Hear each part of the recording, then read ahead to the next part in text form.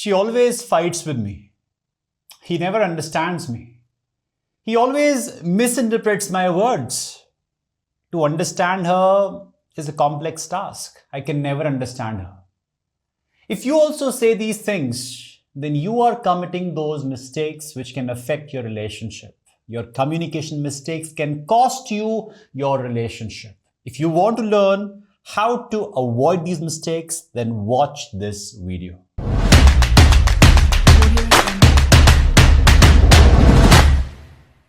So according to a poll, communication issues are the leading cause for breakups, arguments, fights, and even divorces. Perhaps we fail to communicate what we want to, or we misunderstand the words of another person. Happens with you? See, whatever the case be, you will benefit if you avoid these mistakes. So let's have a look at it. The first mistake happens to be when you just listen and not really understand what is being said. You are listening. You are very much there, you are listening, but then you're not understanding. It is not just about listening, it is also about understanding. Whenever your partner shares his or her thoughts, opinions, perspectives, you may summarize, clarify, summarize that it sounds like you want to go ahead with idea X, but need to change Y. For example, if you speak with your friend or your spouse or someone around you, and you might say, well, it sounds that you want to go for a movie, but only if we get recliner seats, right? Now, you might have got a hint. The person would not have said directly that I will only go for a movie if I get recliner seats. So you got some hint and you are clarifying that it sounds like you want to go for a movie if we get recliner seats, only then, right? Now, your partner can clarify if needed and might say, well, I meant it will be good if we can get recliner seats. If not, then also I'm willing to go for a movie. Now, at least you get a clarification. For example, you were asked to book the tickets and you did not book the ticket just because you assumed that your partner is having a condition that unless and until we get recliner seats, we will not go for a movie. Not realizing that the person is more inclined to go for a movie whether you get recliner seats or not. It is good when you summarize. This may avoid any confusion that might arise because of what all you have imagined in your head, and it will save your relationship. Makes sense? Then give me a heads up. The second mistake that you can avoid is where you accuse a partner of always or never doing something. You never listen to me. You always do this at the last moment, right? You always do this, right? This is called as overgeneralizing, where you're supposed to talk about a specific incident that has just happened. However, you will make a broad statement using the words always, never. It's not like that, right? Maybe this time or the previous time, they did not listen to you. That does not mean they never listen to you or they always ignore you. Whenever you do this, whenever you use the words always and never, and you always do this, you never do this, you are always like this, you're never like this, blah, blah, blah, blah, blah, you unknowingly put the other person in a position where they have to defend themselves instead of listening to you. That's kind of basic human instinct, right? You won't like it if someone blames you by saying that you always act like this, you never do this, right? How would you feel? Won't you feel like defending yourself that, hey, you know what? It is not like that I always act like this. Yes, this time I missed it. This time I forgot it. But it is not like that I always forget things. I mean, this time I was occupied with some other thoughts. That does not mean that I don't care for you. I am there for you when required. That does not mean you'll say, I'm never there for you. This is called as overgeneralization. Chances of resolving the issue at hand are more if you stick to that particular situation. Whatever is happening at that moment, talk about it. Talk about it instead of going back in the history and say, you never do this. No. The next one is where you expect your partner to read your mind. Just because someone said that reading is their hobby. You've seen, right? People have this tendency to mention in their resume that reading is their hobby. That does not mean that you expect them to read your mind too.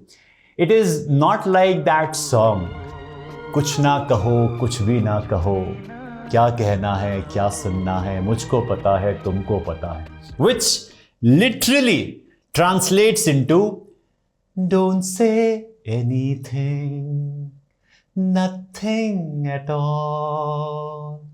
What you want to say, what I want to listen, I know it, and you know it. If my wife or someone says this to me, I will say, you know it and only you know it. So if you want me to know it, then please say it. Simple, right? The best that I can do is to listen to your opinions, your perspectives without being judgmental so that you can freely express your emotions. I will not prefer to play, can you guess what's on my mind? No, I don't know what's on your mind. And I'll appreciate if you can clarify. So do not expect people to read your mind. Kindly communicate. You have the voice, kindly express yourself. You have the body language, kindly express yourself. Then say, guess, what am I feeling? Guess, how am I feeling? How would I know? Can't you express? Can't you say? Biggest mistake, which can goof up any relationship. The next one. Oops, forgot to listen. I know you have a lot to share. You are knowledgeable. You are experienced. That still does not mean you will just speak, and not listen. I have seen people boasting of their education, degrees, gold medals, that, oh, she's a gold medalist, but still does not have listening skills. That person does not listen to the other person in a conversation. For me, such people are equivalent to being illiterate. Listening is the most important aspect of being a good communicator.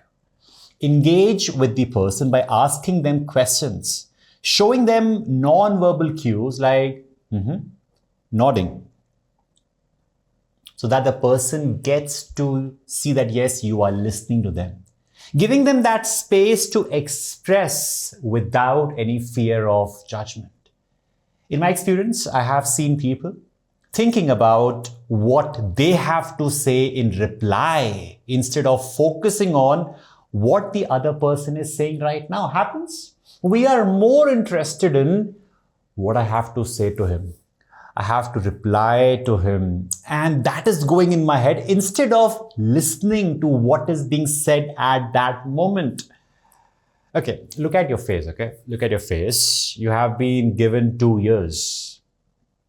You have been given 2 years. Remember your childhood, your school days? Your teacher used to pull these ears like this.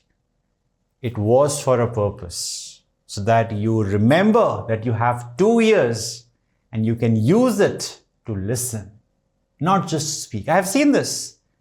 There's a conversation happening. There are family members sitting together. A discussion is going on, and one person is not ready to listen. It's a by default error where the person will keep on shouting just to prove their point. And I find that such people are insecure. Maybe they haven't been heard in their childhood. So they want to make their presence felt that, hey, listen to me, I'm the elder, I'm the most senior, I'm the experienced. So what? If you try to act and speak like this, you know who you are. And the last mistake, you using you sentences. What? You using you sentences. You make me go mad. How could you do this? You should have been considerate. The moment you use you sentences like this, you will witness Newton's third law. Remember? That is equal and opposite reaction, which means the other person will react in a similar way. I know you are upset and want to express your resentment, your anger towards the other person. However, using you, Y-O-U sentences will not help you. So what can you do? For example, instead of, you make me go mad. You make me go mad. How could you do this? Try saying, I feel uneasy when we fight. I'm concerned about where we are heading as partners. Or instead of, you should have been considerate.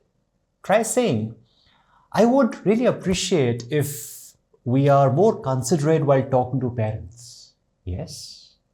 Well, if you are more considerate with your tone, with your voice, with your words, you can save your relationship with people around you. Be it a professional relationship or a personal relationship, both are really important. Sometimes we don't even know, maybe because we haven't been trained, we haven't been sensitized, we haven't been told that, hey, there is a challenge with the way you communicate. And there is a way by which you can communicate well. I hope this video was helpful for you. Let me know which other problem do you face while communicating to someone. I'll make a video on that. Till then, stay awesome, stay productive.